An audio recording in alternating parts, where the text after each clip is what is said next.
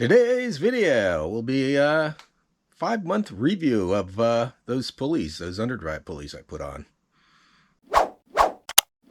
Hello and welcome to ET Garage. I'm Eugene Tordo, and like I was saying, today's video is a 5-month update on the underdrive pulleys I put on. I will leave a link during this video to that original video. I'll put the link up here somewhere during this video, and where I installed them and got a new belt and all that stuff.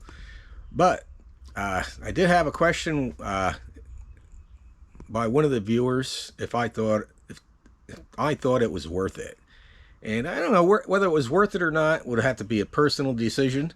I'll go into details why I think it was worth it.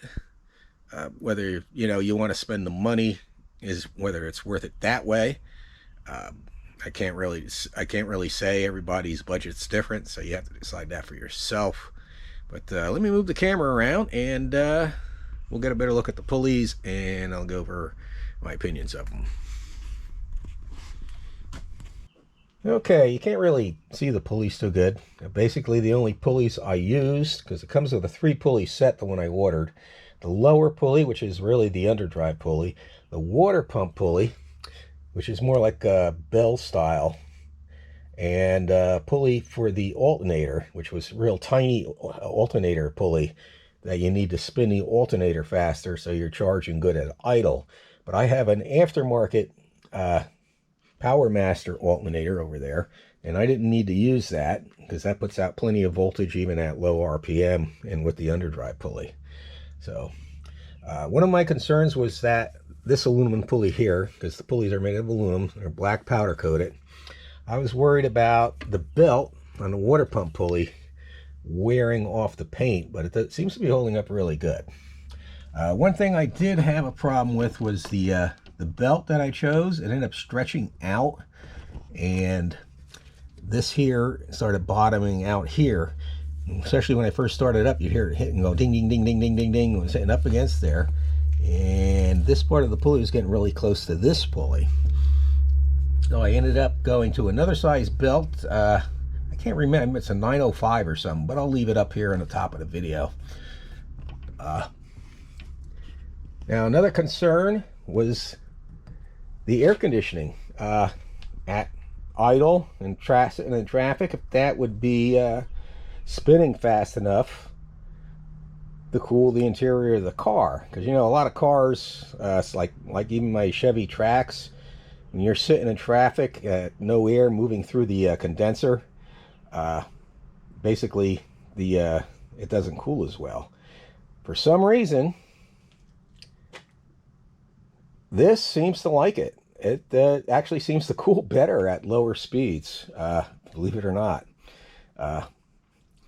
So I don't know why, but it seems to like it, so I was real happy about that. Now, from a performance standpoint, was there any difference in performance? I do notice it accelerates a little bit quicker. Yeah, I mean, it's just seat of the pants. I have no way of measuring it because I didn't do a side-by-side, measurement like you do it, like, say, at a drag strip or using Draggy or something like that. But it does feel like it accelerates quicker. These pulleys, even though they're made of aluminum, aren't really much lighter. I forgot what the weight difference is, but it's negligible. It's just so tiny that it don't make a difference as far as rotating mass. It does free up a little horsepower, and I think that's where the extra acceleration comes from. Let's go to the other side.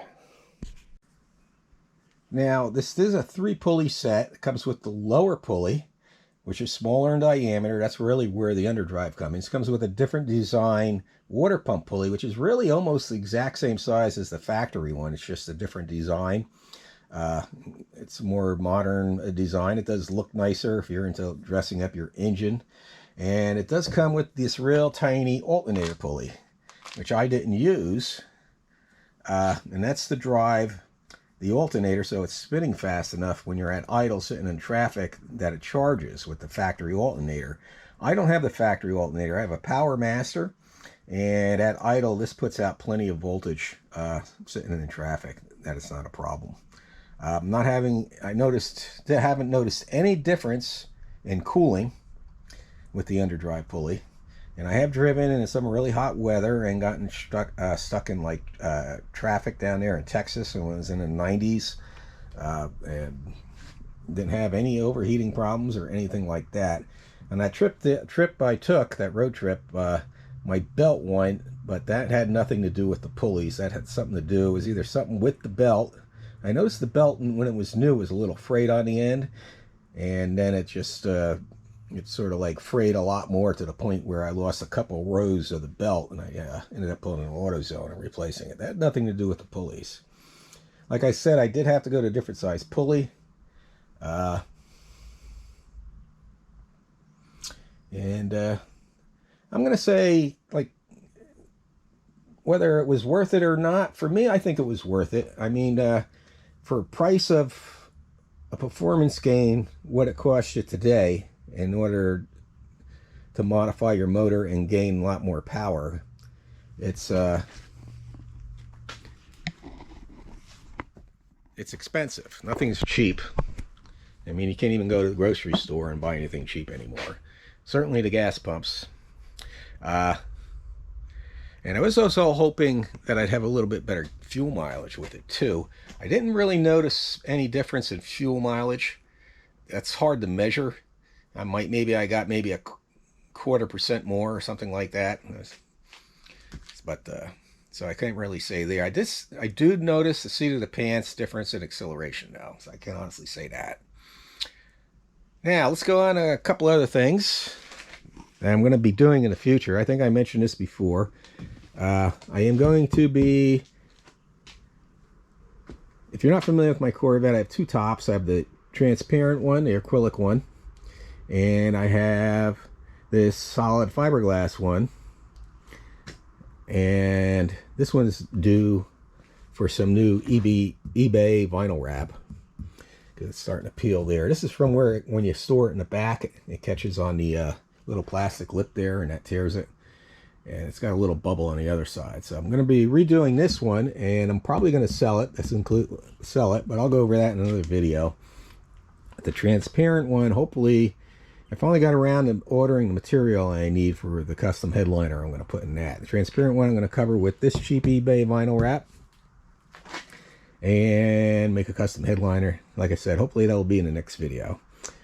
But yeah, that's all I got going right now. I'm not doing too many projects on here. I got other things to do around the house and stuff like that. So I want to get that stuff done, and I just can't think of too much more to do to this car.